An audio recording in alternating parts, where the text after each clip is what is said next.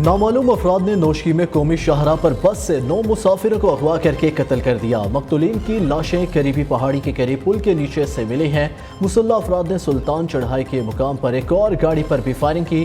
Firing کے نتیجے میں نوشکی سے تعلق رکھنے والے 2 افراد جاں بحق ہوئے۔ رکن اسمبلی غلام دستگیر کے بھائی سمیت 5 افراد زخمی ہوئے۔ کسی اغوا کار کو ہلاک یا گرفتار کرنے کی تصدیق نہیں ہو سکی۔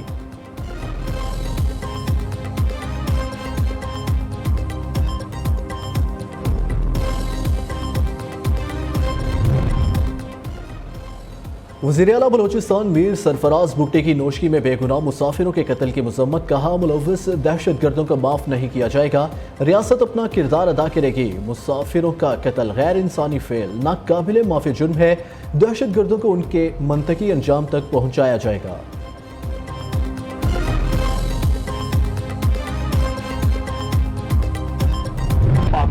حکومت کے خلاف جدوجہد اپوزیشن نے تحریک تحفظ آئین بنا لی۔ 6 جماعتی اپوزیشن اتحاد کا محمود خان اچکزئی پر اعتماد کا اظہار۔ سربراہ پشتونخوا میپ اپوزیشن اتحاد کے سربراہ ہوں گے۔ اپوزیشن لیڈر عمر ایوب کا کہنا ہے کہ فارم 47 پر بنی حکومت کو رد کرتے ہیں۔ ملک میں 2 قوانین کے نظام کا خاتمہ ہونا چاہیے۔ لیاقت بلوچ نے کہا کہ عوام کو دیوار سے لگا دیا گیا، ان کا مینڈیٹ ہی تسلیم نہیں کیا جا رہا۔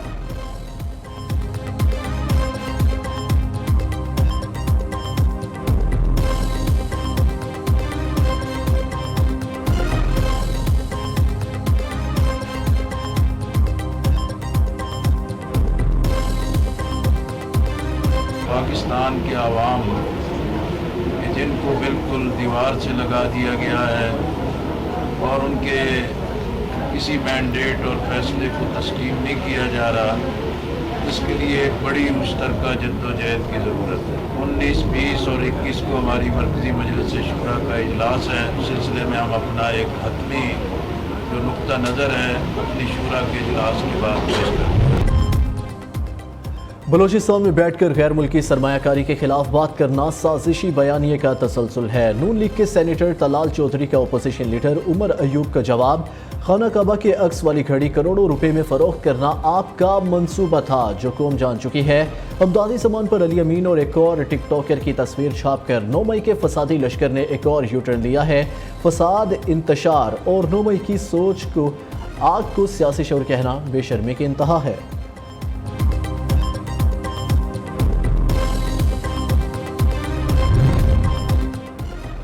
پشین میں آج 6 جماعتی اپوزیشن اتحاد کا جلسہ۔ انتظامیہ نے امن و امان کی صورتحال کے پیش نظر دفعہ 144 نافذ کر دی۔ ڈپٹی کمشنر پشین کا کہنا ہے کہ اہم شاہراہوں کی بندش پر بھی دفعہ 144 نافذ ہے۔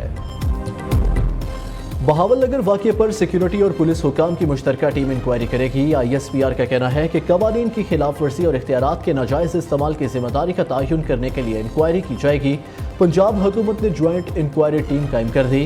آئی جی پنجاب ڈاکٹر عثمان انور کا کہنا ہے بہاول نگر کے واقعے پر سوشل میڈیا پر اداروں میں ٹکراؤ کا تاثر دینے کی کوشش کی گئی۔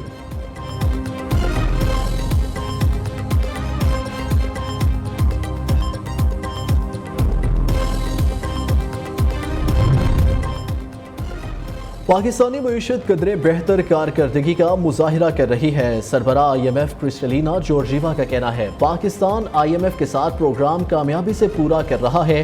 پاکستان نے آگے بڑھنے کے عزم کا اعادہ کر رکھا ہے۔ پاکستان $3 بلین کے سٹینڈ بائی ارینجمنٹ کے ممکنہ فالو اپ پروگرام پر بات چیت کر رہا ہے۔ پاکستان میں اب بھی بہت سے مسائل حل طلب ہے۔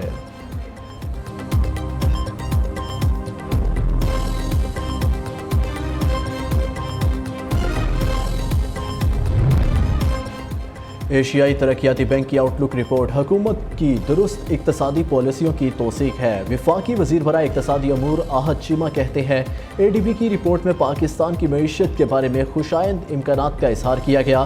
وزیر اعظم کی قیادت میں مستحکم اور پائیدار معیشت کے لیے کام شروع کر دیا ہے۔ ملک میں مہنگائی کم ہو رہی ہے، اس کی تصدیق عالمی مالیاتی ادارے بھی کر رہے ہیں۔ حکومت اے ڈی بی کی سفارشات پر عمل کرنے کے لیے تیار ہے۔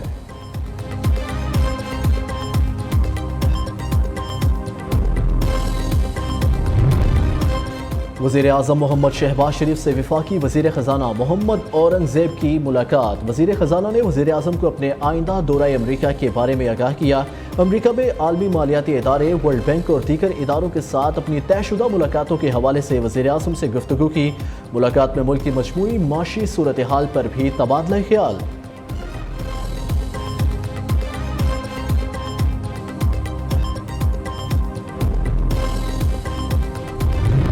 کراچی والے خوشیوں کے تہوار عید الفطر پر بھی لٹتے رہے، جانیں گنواتے رہے۔ شہر قائد میں ڈکیتی مزاحمت پر قتل کی وارداتوں کا سلسلہ تھم نہ سکا۔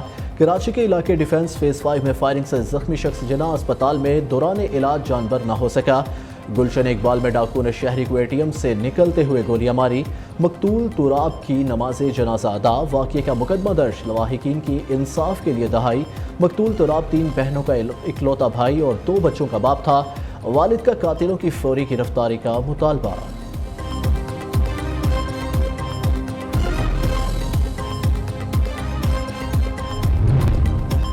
کراچی میں رواں سال ڈکیتی مزاحمت پر قتل ہونے والے افراد کی تعداد 62 تک جا پہنچی۔ ڈیفنس فیز 8 میں ریٹائرڈ SSP کے گھر چوری کی واردات، ملزم گھر سے 30 تولے سونا اور نقدی چرا کر لے گئے۔ کراچی میں اورنکی ٹاؤن میں سونار کی دکان میں چوری، چور 50 لاکھ مالیت کا سونا چوری کر کے فرار۔ پولیس نے مبینہ مقابلوں کے دوران 4 ملزمان کو گرفتار کر لیا، قبضے سے اسلحہ برآمد۔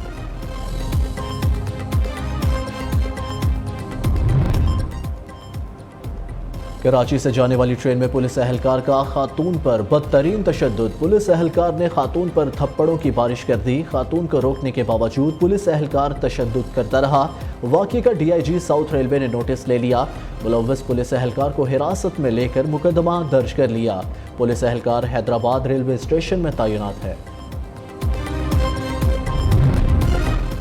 کراچی ایئرپورٹ پر ASF اہلکار کا کمسن بچی سے ناروا سلوک، بچی کو بالوں سے پکڑ کر فرش پر پھینک دیا۔ واقعے کی ویڈیو سوشل میڈیا پر وائرل۔ بچی کا والد بیرون ملک سے کراچی پہنچا تھا۔ بچی والد کی جانب دوڑی تو ASF کا اہلکار نے بالوں سے پکڑ کر ایک طرف پھینک دیا۔ خوشیوں بھرا تہوار عید الفطر تمام، تیسرے اور آخری روز ہر طرف رنگوں کی بہار، ہر چہرہ خوشی سے سرشار، ہر سو محبت کا اظہار۔ دعوتیں جاری رہی، تفریح گاہوں میں شہریوں کا بھرپور رش رہا۔ پارکوں سے نکل کر لوگ کھابے اڑانے ریسٹورنٹس میں پہنچے۔ شہریوں کی بڑی تعداد نے فیملیز کے ساتھ سفاری پارک کا رخ کیا۔ وزیر اعلیٰ مریم نواز کا طلبہ کے لیے عید گفٹ، پنجاب کی طلبہ کو بائکس کی فراہمی کے پروجیکٹ کا آغاز۔ طلبہ کو آسان اقساط پر 20,000 الیکٹرک و پیٹرول بائکس کی فراہمی کے لیے رجسٹریشن شروع۔ پہلے مرحلے میں 19,000 پیٹرول بائکس اور 1,000 ای بائکس فراہم کی جائیں گی۔ وزیر اعلیٰ پنجاب مریم نواز مری میں موجود، قائد نون لیگ میاں نواز شریف بھی ہمراہ۔ شریف خاندان عید کی چھٹیوں کے لیے 3 سے 4 دن مری میں قیام کریں گے، کوئی سیاسی ملاقات نہیں ہوگی۔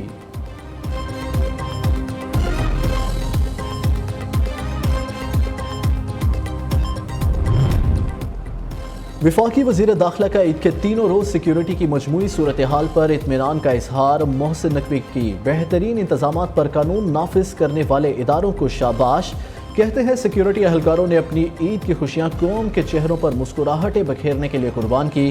پاکستان بھر کے قانون نافذ کرنے والے اداروں کے اہلکاروں کو سلام پیش کرتے ہیں، آئندہ بھی اسی جذبے اور عزم کے ساتھ کام کرنا ہوگا۔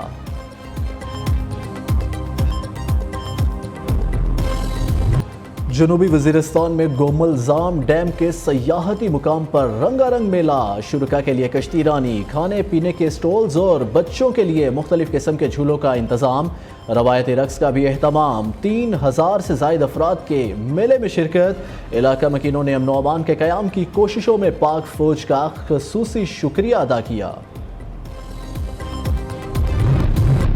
بلوچستان میں ریتلا طوفان، ہواؤں سے درخت اکھڑ گئے۔ بلوچستان کے شمال بھلائی اور پاک افغان سرحدی علاقے غیر معمولی طوفان کے زیر اثر آئے ہیں۔ سرحدی ریگستان سے اٹھنے والا ریتلا طوفان پاکستانی علاقوں چمن، قلعہ عبداللہ، پشین، گلستان اور سرانان میں داخل، کچی دیواریں منہدم، معمولات زندگی مفلوج ہو کر رہ گئے۔ سوراب اور مضافاتی علاقوں میں تیز ہواؤں کے ساتھ بارش، آسمانی بجلی گرنے سے سوراب اور پشین میں 3 افراد جاں بحق، انتظامیہ نے لاشیں اسپتال منتقل کر دی۔